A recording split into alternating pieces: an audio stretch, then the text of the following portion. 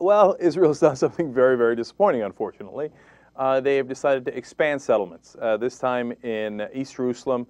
I believe it's called Gilo is the section there, and they're going to build 900 new homes. Now, why is this so disappointing? In the beginning, when Netanyahu came in, Obama made it very, very clear, so did Hillary Clinton, very tough language saying, hey, you know what, no more expansion of the settlements in the West Bank, and not even of the current ones that are there. Zero tolerance, we're not going to have it. And I thought, wow, that's really strong. And I was very impressed by that kind of strong language because we hope that that'll lead to a constructive peace process. Well, Netanyahu said, yeah, no, I'm going to continue to do expansion settlement. And so then they came to loggerheads, and Netanyahu won. He did the expansion in the West Bank, and guess what happened? We backed down. And that was very disappointing, and Hillary Clinton came out and said, well, you know what? We understand that they had to do those expansions, even though earlier we had said that it was totally unacceptable. But Netanyahu has promised no more expansions after this one is done, so let's just call it even and move on. Now, that's when the Palestinians and the Arabs were considering that and saying, oh my God, okay, we had another expansion, one that Obama said he wasn't going to allow, and he did allow. So it seems like Israel's still running the show and that there's no accountability whatsoever. And as they're contemplating whether they should get beyond that slight and the millionth in a row in terms of expansion of settlements, Hillary Clinton goes around telling them, don't worry, come back to the peace table, because he promised me, at least on the upside, no more new settlements. And then Netanyahu declares that there will be new settlements or new homes in East Jerusalem. And that's the news story that I'm referring to here. So this was after our double drawing of the lines. After he crossed the first line, and then we tried to bring the Palestinians back in and said, okay, we won't let them cross any more lines. Well, this is spitting in our eye. This is saying a couple of things, and this is why this story is very, very important. Number one, Netanyahu is saying, I have no interest in a peace process. I'm going to keep jabbing you and poking you in the eye, and I'm going to do whatever the hell I like just to make sure I antagonize you enough that you don't sit down for peace negotiations. And the minute you start thinking about sitting it down, I'm going to build more settlements. Now, if you're not familiar with the whole history of it, the more settlements they build in Palestinian territory, or what at least the Palestinians perceive to be their territory, if you want to, use neutral language there, well, the harder it makes it for Palestinians to agree to this, because they're taking more and more of their land as they see it, right? So that's why it's killing the process.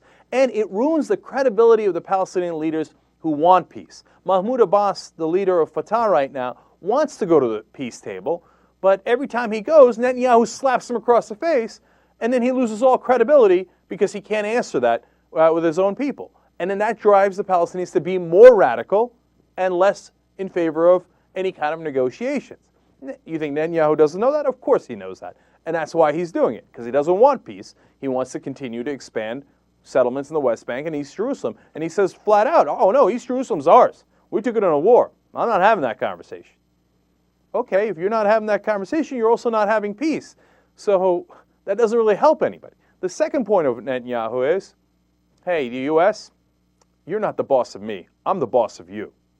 You don't tell me that I don't expand settlements. I expand settlements and you like it. You want to draw a line in the sand? I cross the first one. And what you do? You back down, right? So I'm going to cross the second one. And what are you going to do? You're going to back down. Bow your head. That's what Netanyahu is saying. Now, the ball's in our court. Is Hillary Clinton? Is Barack Obama? Are they going to do it? Are they going to bow their head and say, Netanyahu, I'm sorry, sir. Yes, sir. May I have another, sir? You cross any line you like. There's never going to be any accountability. One, if they do, well, then the peace process is done. It's not going to happen. We have no credibility, and there's nothing we can tell the other side about negotiating, because it's obvious that the hard right-wing leader of Israel doesn't want to negotiate. And number two, it's embarrassing. We're supposed to be the most powerful country in the world, and we get pushed around by a guy who we're helping. We give them $3 billion a year. They don't give us $3 billion a year. Now, we had a former ambassador to Israel on the program a while back, Martin Indyk, and I asked him, hey, what's the ultimate cards that we hold? And he said, look, if the Israeli prime minister disagrees with the United States president or the administration, and he crosses them, then he'll pay a political price at home. And I thought, nah, not necessarily. It depends on how he does it. Maybe he doesn't pay a political price at all. Isn't our ultimate negotiating leverage that we give them $3 billion a year and we give them weapons that they can use? And he said, oh, no, that's untouchable. Well, if that's untouchable, then we don't have any leverage, as Netanyahu is clearly proving right now. And the problem is when you go to Congress, Congress is like, no, I don't want to lose my seat. I don't want to lose my seat. No. Yeah, Israel gets whatever they want. It doesn't matter. This is very, very bad news for anyone who was hoping that there would be some sort of peace process in the Middle East. And the only way that it's going to happen is if we get tough with our ally. Okay? If we say to our ally, hey, this is not the way to proceed, it doesn't help you, it hurts you. So what I'm going to do is, until you behave, I'm going to take away your money. American politicians with that kind of courage? I don't think so. But hey, I'll tell you what, if they do it, then I have all the respect in the world for Obama and for Hillary Clinton. If they go and have those kind of cojones and they put them on the table and say, yeah, you know what? You kept doing things that we thought were destructive, so no more money and no more weapons. As I say it, I laugh. I mean, it seems inconceivable. If he did it, it would be an unbelievable show of courage and strength. So let's see what happens. Watch the live show at theyoungturks.com.